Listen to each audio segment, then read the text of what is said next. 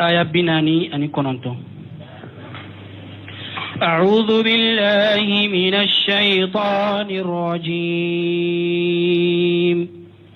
لله ملك السماوات والأرض يخلق ما يشاء يهب لمن يشاء إناثا ويهب لمن يشاء الذكور أو يزوجهم ذكرانا وإناثا ويجعل من يشاء عقيما إنه عليم قدير. بسم الله الرحمن الرحيم، والصلاة والسلام على نبينا محمد وعلى آله وأصحابه وسلم تسليما كثيرا. سبحانك لا علم لنا إلا ما علمتنا إنك أنت العليم الحكيم. أستغفر الله الذي لا إله إلا هو الحي القيوم وأتوب إليه. اللهم انفعنا بما علمتنا وعلمنا ما ينفعنا وزدنا علما. بيتنا شوية هجريا بكلي أني كمناني أني بناني أني شجي شهر السفر من هجريا سانكالو فلانا بيسو نيوتاني كونونتوناي ميلاد النصارى وكجاتي بافلا ani muga ani woro sankalo segina bisunyo sabanai ambe dawla bu masjid rajjawa mbokono. أعوذ بالله من الشيطان الرجيم. لله ملك السماوات والأرض يخلق ما يشاء إلى آخر الآيات. على مسام كروت عليندو abe abanganye ko ale ala de sankaba wolon fulada ale ala de dugma kolon fulada sankaba wolon fula dugma kolon fula ku maralibe ale de bolo. lillahi mulku samawati wal ard sankaba wolon fula ala de tay dugma kolon fula ala de tay. يخلق ما يشاء على بفندا من دالياجيا يهب لمن يشاء إناثا abe mogo doso ke ka denw kɛ abi ka den bɛɛ kɛ denmusow ye. ni mɔgɔ min n'a ye ala diya ka ka denw bɛɛ kɛ musow ye a bɛ denw bɛɛ kɛ muso ye ka musomanw de di e ma. i tɛ denkɛ sɔrɔ. wa yahabu liman yasha'u dhukura a bɛ di mɔgɔ ma fana min y'a diya a bɛ dencɛw di e ma k'i denw bɛɛ kɛ cɛmanw ye musomanw tɛ ye u la. aw yuzawwijuhum dhukurana wa inasa ube ana mɔgɔ dɔ fana ka denw ɲagambi k'u kɛ musomanw ani cɛmanw. ويجعل من يشاء أقيما أبي مغوك كناي من ياجيا إتى دين سرو يرفيو أمسومته أجمته. إنه عليم قدير على يدوني مساده نلا هلناني من فلان منا ولا هلناني دولا كل من كلا بودو أبيك ويه she masadero na ka be min ke cogo min a ba ke o cogo de la. yughbiru taala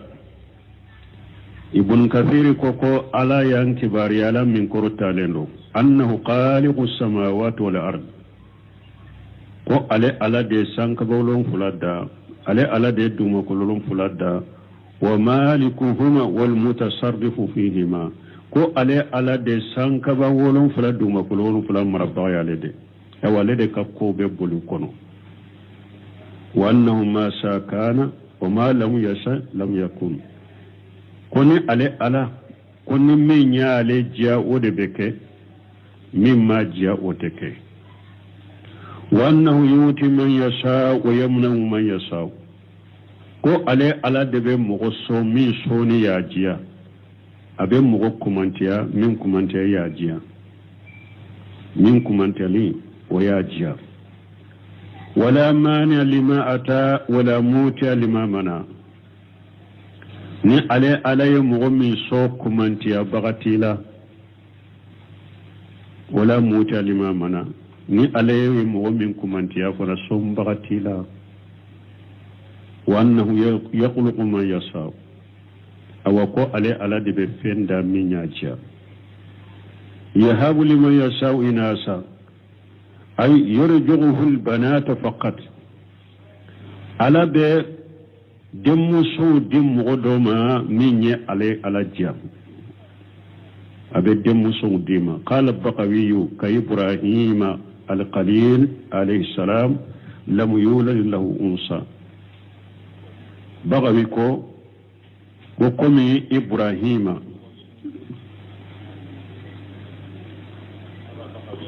yahabu liman yasau inasa yarji'u li banata faqat abe moso min ya jaka demu so dorondi ema qala al bagawi ko wa minhum lut alayhi salam kullutu be ulula alaka kisibaka alaka cide alaka nabi ma lutu alaka dewum be kera musomanu de ale ma denke soro wa yahabu liman yasha'u dhukura abe mogo do fana so denke wala min yajiya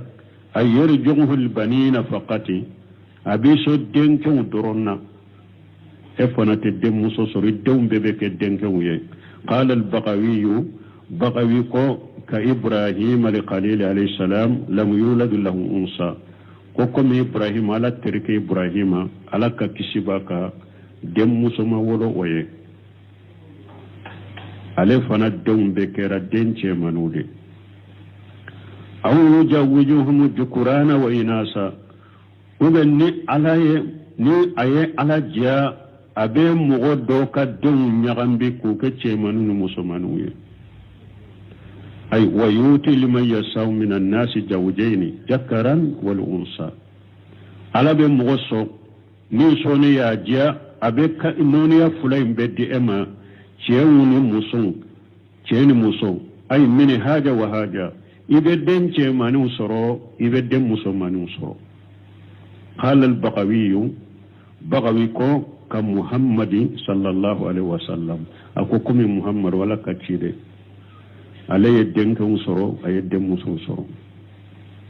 ويجعل من يشاء أقيما على بهم مغدوك كناي من يجيا إتا سيسرو أجمعت سرو أمسومات سرو أي لا يولد له دين يرتسرو إبرو قال البقوي كو كيحيى وإيسى عليهما الصلاة والسلام أكوكم يحيى أن إيسى على كتشبه فلابيكا نونما دين سرو يرفيو يحيى أن إيسى فجعل الناس أربعة أقسام وألف لك دين سرو لا ألف لك هذا مدين تلا كتتلا يرمناني منهم من يؤتيه البنات مغو دوبي على بدين موسو دي أولوما نيني فلوي ومنهم من يؤتيه البنين مغو دوبي على بدين كون درون دي أولوما فلا ومنهم من يؤتيه من النوعين ذكورا وإناثا مغو دوبي على بنونيا فلين بدي أما تيمانون مسلمان نيني سبناي ومنهم من يمنعه هاجا وهاجا دوبي على باكومانتيا أبا كومانتيا مسلمانوما أبا كومانتيا تيمانوما فيجعله أقيما أبوك كناي لا نسل له ولا ولد له أتي بونسونتي سرابولو دنتي سرابولو إنه عليم أي بمن يستحق كل قسم من هذه الأقسام وعلى دون مسادة ننتل هذا مدين ولوليلا den soro la hada maden tila yoro manani min fulani nye min tila yoro dola kele min kakala bodo abike oye adiru ay alama yasaw aw she masade alay naye min kanu kwa koke o she baye min tafautin nasi fi zalika alay mugo bo nyugon kuru minke mugo boli nyugon kuru minke den soro la te na kwa be minke minye abe shola وهذا المقام سبيه بقوله تبارك وتعالى منكسر كوني يرو اني يرو دو بولندو على كما دو بولندو مسمي اهيرا كاتشا كورتالندو يا دي دون سورولي دين سوروليلا على هذا ما دون كناني دي ايوا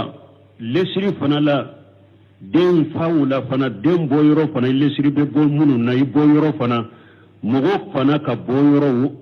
ala yo fana tila kata tila yoro manani de bun kasir konni njo yoro ni ode kaka ala yo min fo isa ka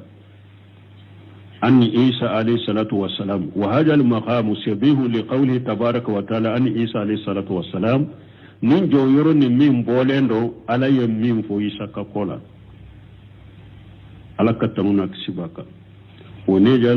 ولنجعله آية للناس ألاك عليه مو إيسا دانشوغمي آية دابوركا كتا منشي مغوية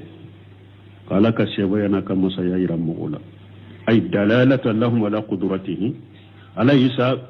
دانشوغوكي أولو شوغوكي تا منشي من بي ألاك سيبايا هذا مدونا تعالى وتقدس مسمين كورتا لندو أسنيا لندو حيث خلق الخلق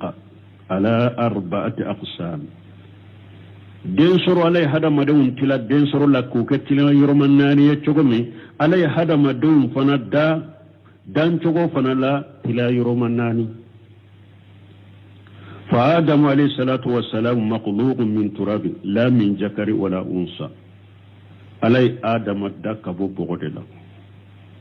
أما بو تشيلا أما بو مسولا fatiha da mala batiha da mala adama ma bocce la ma bo musola adama dara ka bo boko de la kele wa hawa alayha salam amba hawa alaka kishibaka makhluqatu min zakari bila unsa amba hawa dara ka bocce de la ale fana ma bo musola ala ya da ka bo adama de la ni fulanay wa sha'irul qalqi dan to siwa isa alayhi salam ni isa tala ni isa te min zakari wa unsa ulud daraka boceni musola banifa wa isa alayhi salam isa alaka kishibaka min unsa bila zakari alay isa fana daka bo muso de la ama daka bo chela donc hada made mun dan ko fana kera nani adama o ma bo chela ma bo muso la o bora bo de la kele amba hawa o bora che de la ama bo muso la fula hada madun to dara kabo cheni muso la fani ba saba isa dara kabo muso de la amada kabochela nani fatammati dalalatu bi khalqi isa ibn maryam dalila sabatira kabako sabatira ni isa maryam denke daliya alayhi assalatu wassalam ala katanuna kishibu fulak bayka ولهذا قال تعالى من دكوس على قال من كرتا لنو ونجعله آية للناس على كوكو عليه isa dalike alaye isa dan dan chola puruka ke taman she hada madawnya kala ka she baya yirula fa hajal maqam fil abai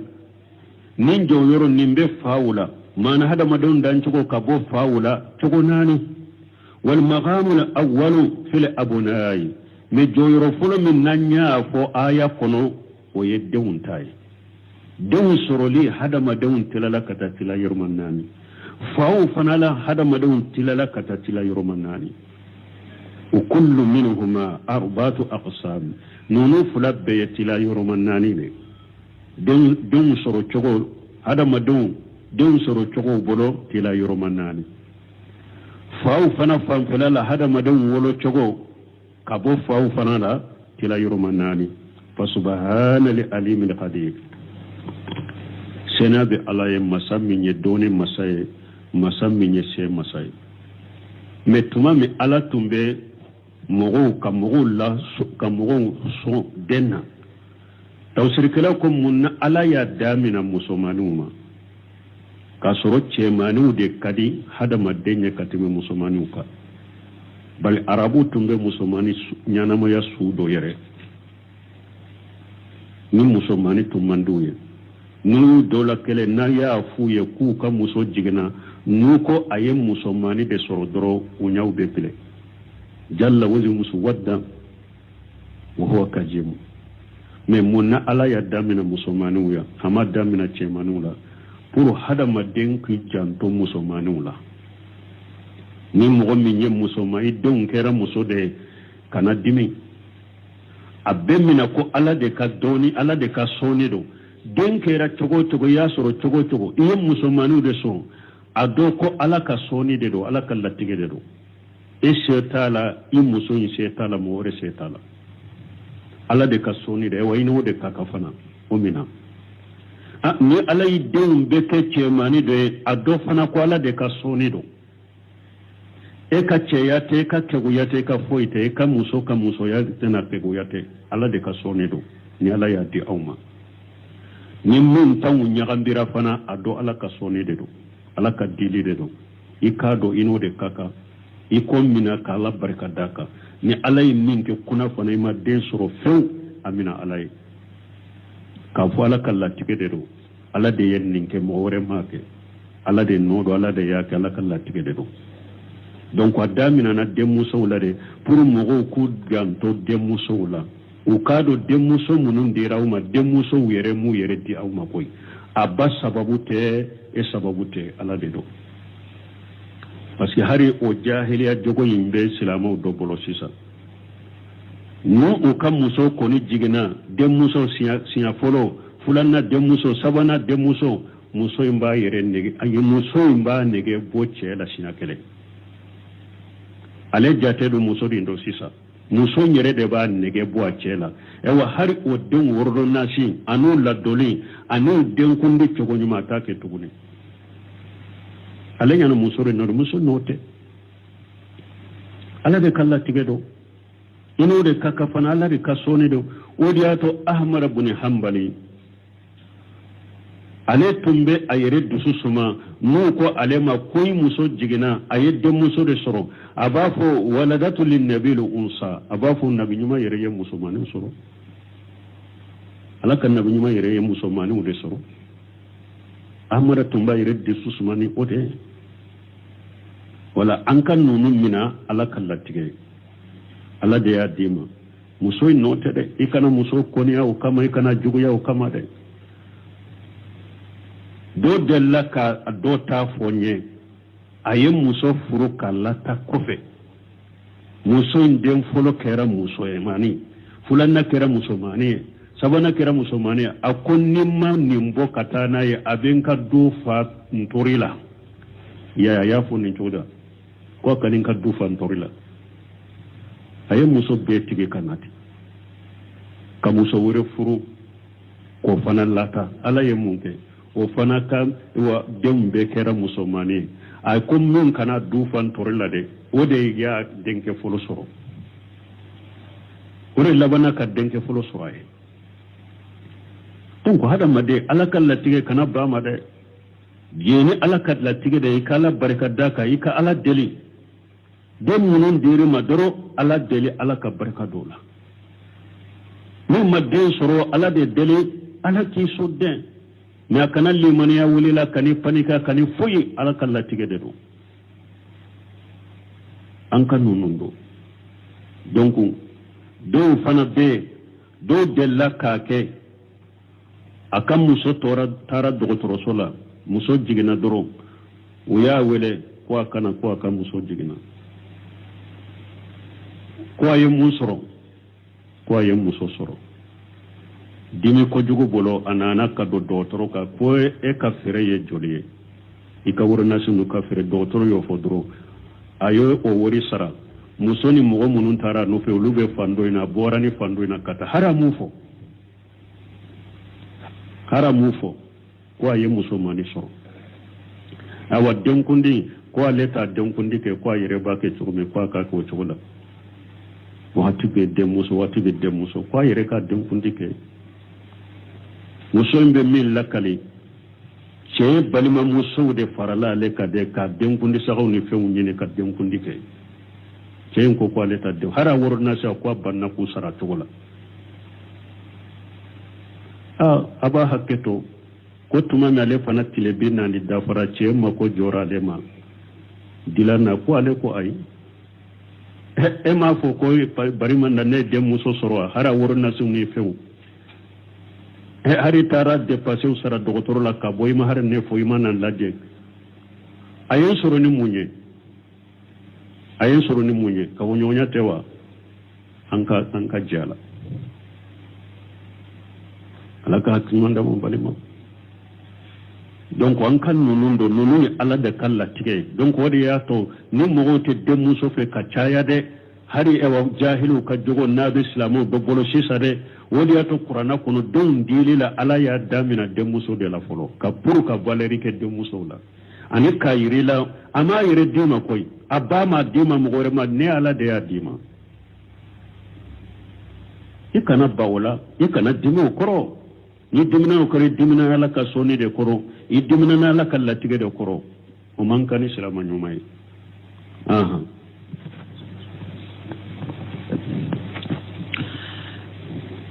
وما كان لبشر أن يكلمه الله إلا وحيا أو من وراء حجاب أو يرسل رسولا فيوحي بإذنه ما يشاء إنه علي حكيم وكذلك أوحينا إليك روحا من أمرنا ما كنت تدري ما الكتاب ولا الإيمان ولكن جعلناه نورا نهدي به من نشاء من عبادنا وإنك لتهدي إلى صراط مستقيم صراط الله الذي له ما في السماوات وما في الأرض ألا إلى الله تصير الأمور وما كان لبشر على قو أما أتب هذا مدني أن يكلمه الله إلا وحيا على هذا مدنك كما فو أكوهو دبلا على باكي ni aya fana wahaw na chogo chido na la bake ko defo la hala sabado la kele wahaw bena chido ma o chogo de la amman kala ka kuma hada madenfe fo wahaw aba bili iddu sukun kono ka wahaw chima ka pendo bili iddu sukun kono e yere bado ala de yen ninchi ka nimbila ne iddu sukun kono ni wahaw na chogo kele ne aw ni wara'i hijab wahaw na chogo fulana ube ni ala be kuma nyona ni be kuma de me hijabu bini ala cheita ye komi akuma na Musa pe chogo mi abe kuma fe hijabu bina imma ana ilhamu bila idusukun kono ka fendo bila idusukun kono yere nado ala de ne bila nimbila nen dusukun kono kinka funka ke waye wahaya ilhamu fulana ube ana kuma fe me hijabu bina cheita ye komi ani Musa kuma na chugumi sabana au yurshila rasula ube ana chidenchi fayuhu bi idnihi ma yasau wa chiden na wahawin ana wahawin chi wa chiden na wahawin foye ni alaka jenye ala min kanu ciden ko wa o ciden ko fiye ciden no fiye misali la ka jibrila cima ala na wahaudi jibrila ma ko akata fo cidenya ala ye min kanu jibrila na ta o fiye ni ala ka jenye innahu aliyun hakim ala ye masakoro talende ala ye masakiri tigala de ko don masale wa kazalika la ko chogo kelenna ninne ala be wahawni ci nin chogo dola kelende la wa chogo kelenna de awhayna ilayka ruha min amrina ci de ne ala ye wahawci man nin kanya maryade comme be wahawci ne bujima man nin ci chogo mununa de wa chogo kelenna ne ala ye wahawci e fana man nin kanya mar kanye o ko munna ala ko wahaw mawruha parce que nimbe farikolo la na be nyanama ya chogo me wahaw fana ni doni fana be dusuku nyanama ya chogo de la wahaw ye doni da be dusuku nyanama ya baloni jirbe farikolo nyanama ya me dusuku fana mimba nyanama ya o ye doni na famade wahaw wodi ato ala ko amani ma kunta tadri mal kitab ala ko cide ma qur'ana ye minye tunto qur'ana do itunto qur'ana do wala iman liman ya faranfalsiya itunta do walakin jalinahu nura min ala ya qur'ana ke nore kadima nahdi man yasha min ibadina nimbe mugo kan nahdi bihi man nasha min ibadina nimbe mugo kandani qur'ana nka jawna mugo minyenja وإنك لا تهدي إلى صراط مستقيم على قتيده إباك كما مغول لكندا كدلا كتا سرامين تلين دودة صراط الله على كسرا الذي له ما في السماوات وما في الأرض علمي في مو تنبي سانكبولون فلا لدي تارو في مو تنبي دمكولون فلا لدي تارو على لكل نيتشناي إلى الله تسير الأمور كو بيبي لبكتا على دمو ko bebe laba ala dema هذه مقامات الوحي بالنسبة إلى جناب الله عز وجل منكسر كو وهو ناتشو وهو جو يرو دي فلن نيني على فانفلالا مثلا من كبكرو تعالى هو أنه تبارك وتعالى كو على مسمي هيرا كتشكرو تعالى تارة يغجف في روي النبي صلى الله عليه وسلم ala be fendo bila nabiyuma kaddu sukun kono shay'an waqtu dola ala be fendo bila nabiyuma kaddu sukun kono la yatamara fihi annahu min Allah azza wa jalla nabiyuma shikkan shikkalenta la ka fo min fule ka bilin sukun kono abora la defe ba fo ni makomi ilhamu wa hawna chogo do de fule ni nyen nabiyuma ma fendo be fila dusukun kono a shikata la ka fo min fule ka filin dusukun kono sisa ni mbora ala defe wa qawluhu na ko aw min wara'i hijab wa haw chogo fulana ube ala bi kuma nyogonya hijabu kofe kama kallama Musa alayhi salam komi ala ya Musa kuma nyogonya chogo mala ka kishibaka fa innahu sala uruyatan ba'da taklim fa hujiba anha tumami alay Musa kuma nyogonya hijabu kofe Musa nyate alala Musa ya nyine ala fe kuma nyogonya kofe ko ala ka ke ale ka alaye yo kumanti ala adani yo kuma ala donna no che o dogora ala ma alaye ala ko ite se kan ne yede ni ba fu ka do ko ite se kan ne ye ki to jiyan kono ibe kulu min koro kulu laje فلما تجلى ربه للجبل جاله دكا وقر موسى صائغا تمام على يا كم مسايا دو بانج كلو يدرو كلو كرم مغودي اتيرا كم مغودي موسى يركرنا دي تمام ابورا يركلما اوا اكو انتي الله نتوبي ركاتيما nyini mimman kammi nyini yeli ntubira katima ewa ne kera ewa mogo folo ye mogo min be dala kalimana nay ko ite ye jiyan ko muminu be ala ye lagara me ala te ye jiyan ko de ta fente se ka ala ye jiya ko ite sa koro donc aye Musa kuma nyonya hijabu de tumbani Musa che kuma min Musa ya nyine ala fe ko akala ya ala donna no che aw yursila rasula fayuhiya bi jinihi ma yasau ube wahawna chogo sabana ala na chire ndo chima ana fen wahaw kata wo chire ma minya jia wo chire nyo la shima na jenye kama yanzilu jibrilu alayhi salam komi jibrilu be jigi chogo mi alaka kishibaka wa khayruhum min al malaikati lil anbiya'i alayhim salatu wassalam ani jibrila tana malikawla no be jigi nabi nyumauka ni wahawiye alaka tanuna kisibe nabi nyumauka innahu aliyyun hakim fa huwa aliyyun alay masakurta lende aliyyun alay doni masade qabiru hakim ko konona ni ukenema la babbedo wakiri masade alay wa qawluhu ajja wa jalla ni alakum masamminka bakurta lendo وكذلك أوحينا إليك روحا من أمرنا يعني القرآن أو الله كوتشيدما ni ala be wahawu cinin cogodela o cogo kelenela ni ala ye wahawu ci e panama o wahawu jumay ya anni alquran qur'ana ma kunta tadri mal kitab wala al iman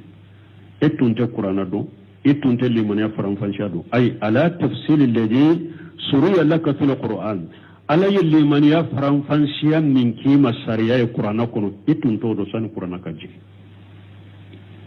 ولكن جاليناه أي القرآن من على القرآن نورا ني قرآن نورا نهدي به من نشاء من عبادنا يمبي مغو كاندانا من ينجيا نكا جونا كقوله تعالى يمبي كومني علىكو قل هو للذين آمنوا ما مرافوه قرآن يكندل قل هو للذين آمنوا هدى وشفاء أقول يقول قرآن يكندل مؤمنون قرآن يفرد مؤمنون والذين لا يؤمنون في أجانهم وقروا من مؤمن مدى قرآن لا تلو جليا دبي أولوكا تلو جليا تلو جليا ودبي أولو تلو لا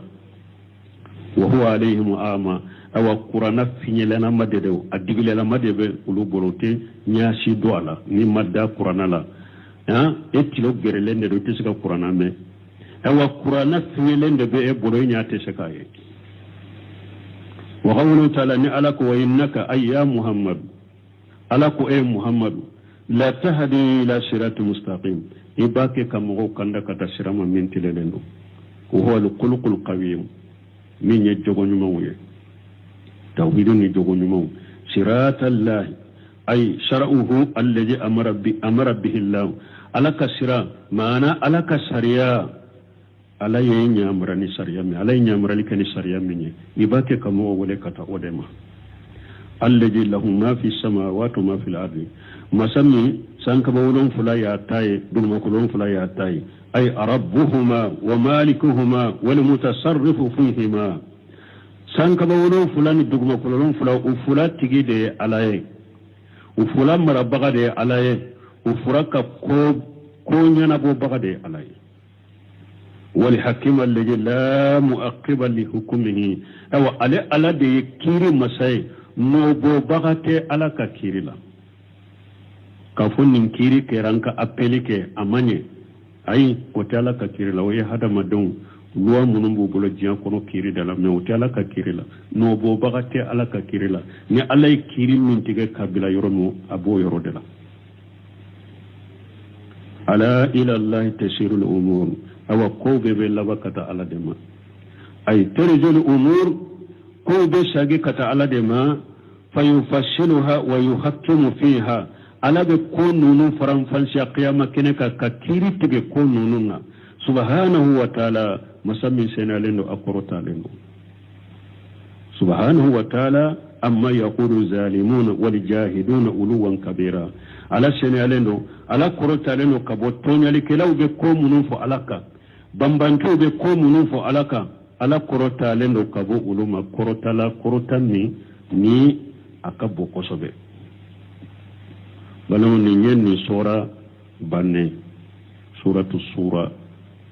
ni nya banne ni sura imbanna faida do sura la sura la fawaidu wa lataifu hawla suratul mubaraka anye faida munun ni ko munun sura ni sura barikala mala folo جمع الله تعالى أولو العزم من الرسل الخمسة عليهم الصلاة والسلام في آية واحدة أن يسر النسورة كنو أولو العزم نبي نما تشيدن دور من كوسا تشيدن بيه ألا يوفر نيونك آية كلام كنو نسورة لا أنت من الله أولو العزم تشيدن دور من كوسا تشيدن بيه ألا يو تشيدن دور فو كوفر نيونك aya kelen kono ni sorala aya tani sabana fulanna yahmi Allah azza wa jalla abdahu almu'min min ad-dunya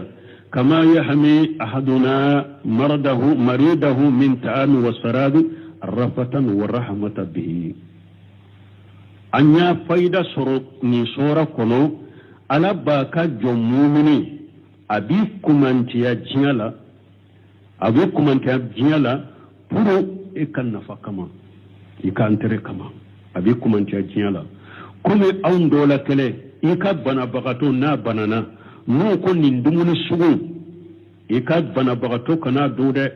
ni mi fe sugu bana bagato kana dode ni be bana bagato mbali kumantiya wo dumuni la ko kumantiya o mi jila puro kala pasa kabo bana una an dola kelen bo ke chugumi de donc ala fana be jiya kumantiya ka jondo ma pour kala fasanai anyo o kala ni sora kono aya muga ani wolon fulana la sabanna sunnatullahi ta'ala fil farz wa annahu yakunu ba'da shiddatil bala aw anya do ni sora nyen na fa do soro ni sora kono ka kala kono kafo ko ala kallada de do ni ala be foni ke hada madenka wakati mi ni balawu gele yari ka yoromi de ka gele ya ka sha damma yoromi de ala ka foni bena anyo kala sura in kono an kuma na ala ayrola aya muga ani shekina la anyo kala ko hada madde ni balawu giriyari ka wakati mi de ber o de ye nogoyan na wakati ni foni na wakati ye anyo famu ko don ni sura kono nanina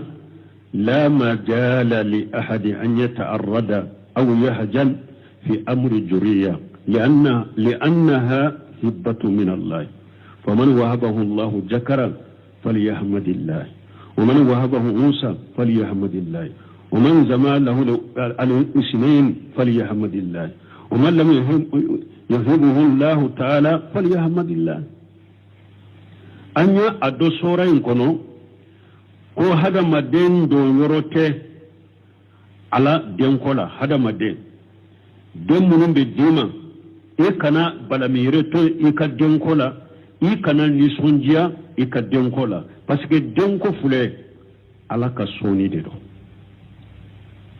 faman wahabahu Allah zakar falhamdulillah ni ala ye mugammin so cewde la den cewde la ala tanu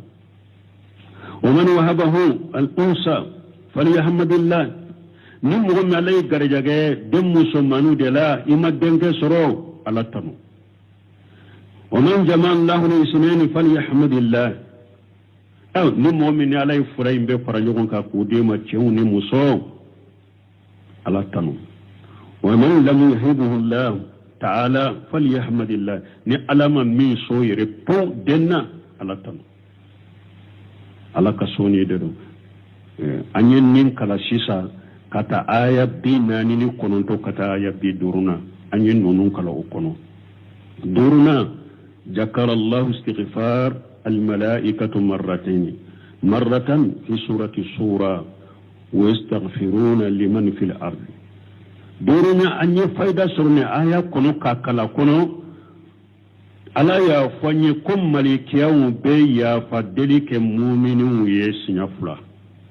qur'ana kono ala ya fo qur'ana kono sinyafula kom malikiyawu be ya fadeli ke mu'minu mun be dugu koloka sinyafolo o fora suratu sura kono ewa sen dola ala ye ewa malikaw ka yafa deli muminu ya ala ya fo suratu sura kono sen dola ala ya do fo ewa suratu kafiri kono ala ko yastaghfiruna liman fil ard an yuqala ayat duruna ala ka malikaw ube yafa deli ke mogoye mogo munun be dugu koloka o marrata fi suratu kafiri malikaw ka yafa deli sen dola la ya fo suratul kafir kono wa yastaghfiruna lilladhina amanu suratul kafir aya wolon fulana alakum malikaw be ya fa delike mogoye mogomunu liman yara amma suratul kafir fal malaikatu hum hamlatul arsh wastaghfiruna min suratul kafir ta malika munun be ya fa delike mu'minu wa yalla resita bagawde malika munun be la resita ulu de be ya fake wala suratul kafir tay malikiya munun be la resita ulu de be ya fadil ke mu'minun ye ya fadil ye mu'min ay yatlubuna al maghfirata min Allah ta'ala li ibadihi al mu'minina faqat ube anyini ala fe ko ala ka jo mu'minun doro ko ala kulu ka jirbu ya fa wa amma suratu sura fa hum malaikatu samaa duna hamalatil arshi mais malikiya munun ka yafa delbe suratu sura kono waye malikiya munun be sankabala ewa ni la resita bagawte sankaba malikiya ni la resita bagawte yastaghfiruna li ahli al-ard udayya fadelike dugukulu dunkawiye mu'minuhum wa kafiruhum ukam mu'minun ka kafiru be wal murad bil istighfari